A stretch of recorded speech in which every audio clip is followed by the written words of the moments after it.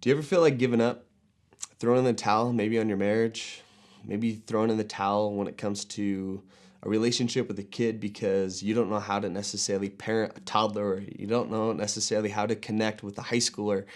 Do you ever feel like throwing in the towel of necessarily parenting, or being the coworker who has to put on a smile for a boss that you don't really respect? Do you feel like throwing in the towel on a relationship that has been a burden for you for many years? Or maybe you feel like throwing in the towel because the season of life just doesn't really make sense. You don't know why you're going to school. You don't know what you want to do in the future.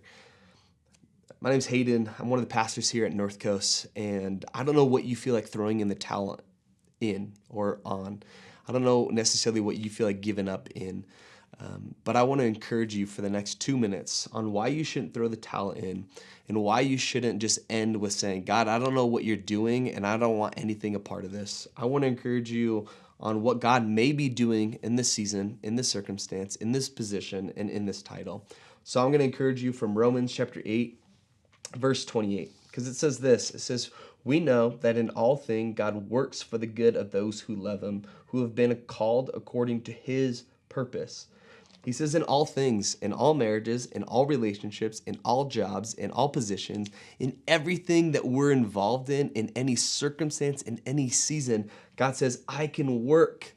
God's working even when we don't see it, even when we don't feel it. God has the ability to work for the good, for our benefit, for our life, for our spiritual walk and journey, and more importantly, for his glory and for his purpose, for those who are willing to surrender to him, for those who are willing to go into work with saying, okay, God, this is about you, it's not about me. For those who are willing to go into marriage and say, it's not about what I want or I desire, but it's about what he wants and desires for my marriage.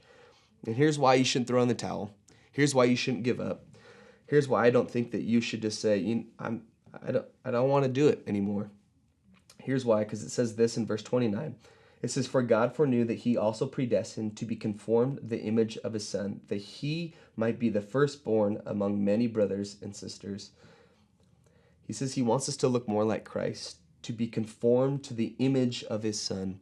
You see, our end goal, our purpose at the end of our life is to look like Jesus Christ because of the work that he's done inside of us. So that he doesn't want us to throw in the towel when it comes to working in our marriages, is because he says, I want you to look more like Jesus with patience, with kindness, because that's what your marriage needs. I want you to look more like Jesus in your parenting, because that's what your son needs. That's what your daughter needs: more grace, more mercy, more forgiveness, more understanding. He wants you to look more like Jesus in the workplaces, because we know that in the secular world, there needs to be more light and there needs to be more salt, what the Bible calls us to be.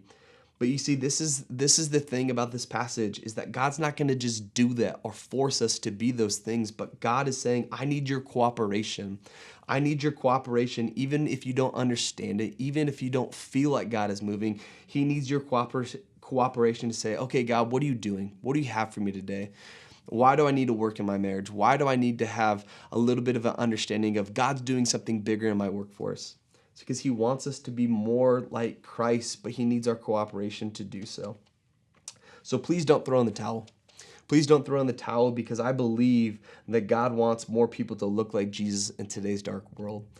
I think we need more Jesus in a position, in a place that necessarily doesn't have Jesus, because you could be the only Jesus that people see today.